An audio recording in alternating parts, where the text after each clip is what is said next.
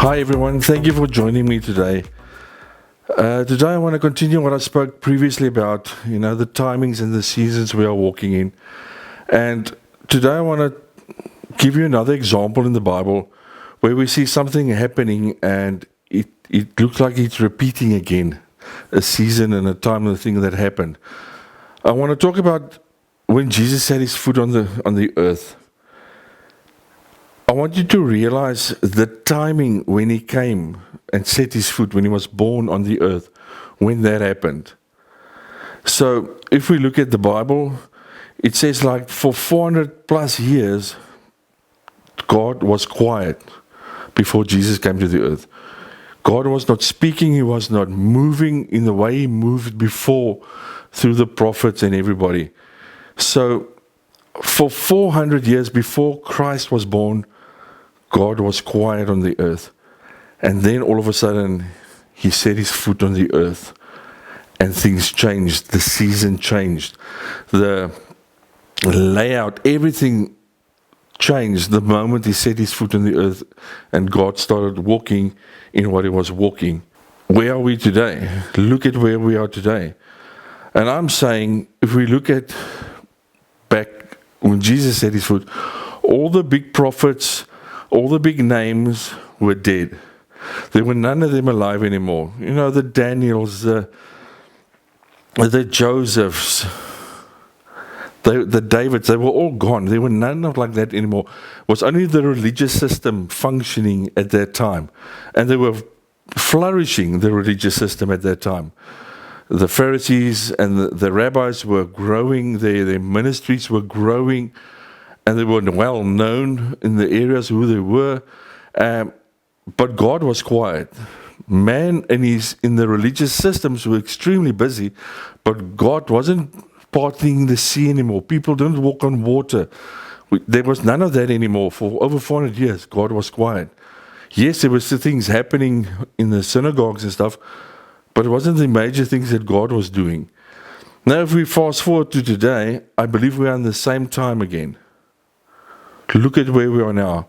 I say, if you look in what's going on in the last 10, 15 years, all the big names are dying. The ones that God used powerfully in the past have died. Think about big names that was out there. Miles Monroe, Catherine Kuhlman, Reinhard Bonnke. Think of them, Billy Graham. All these big names that God used so powerfully have all passed away. And it's quiet. We don't see these big things that we read about in the Bible. We don't even see much of the things that's in the New Testament. We are in a time where God is not speaking again. He's quiet. And we should get excited when he's quiet, because we know if he's quiet, he is going to do something massive again to change the whole earth. The whole of creation is going to be rattled by what he's going to do next again, because the pattern is still continuing. It's going to repeat. Today, same as 2,000 years ago, the religious systems are functioning.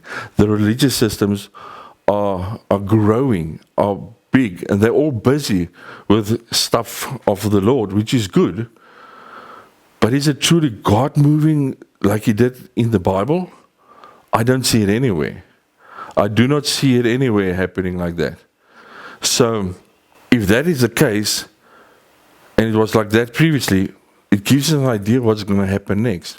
We are stepping into a time where God's going to move in ways we can't even think about. Our brains can't even fathom what God's going to do next, because he's quiet. And it is good that he's quiet, because it shows that he's doing what he said he was going to do. He's repeating. The same thing is happening again. He's repeating again. So if he wasn't speaking for 400 years, and it's not about the time, again, don't think you've got to work out exactly 400 years now. It's a pattern. It tells you something. It's an image and a shadow of something. 2,000 years ago, the religious systems were flourishing. God set his foot on the earth, and he changed all of that. He told them, that's not the way. I'm the way.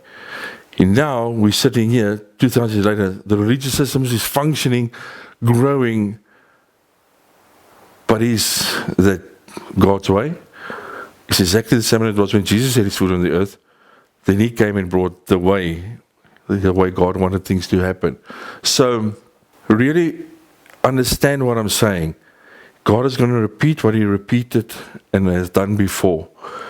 We are in exciting times to know that the Lord's going to move again in a way we haven't seen before. We look in the Old Testament, the things he's done, like I said, the opening of the Red Sea, the parting of the Red Sea, speaking through a burning bush, using your staff and making it a snake, all those things. He's going to do more than that. Yes, and we see miracles and healings and people getting raised from the dead now. We do see that. But it's a small drop in what God has done in the Old Testament and even in the New Testament, Jesus. We don't see that massive move at the moment that has happened before. It shows you God is more quiet now because his Son is coming. So think about this, understand this, and let that also become something that you understand the revelation of it. So then it becomes alive in you, and you will hunger for this. Because now we see these little glimpses of somebody getting healed, the cancer getting healed, and we thank the Lord for that.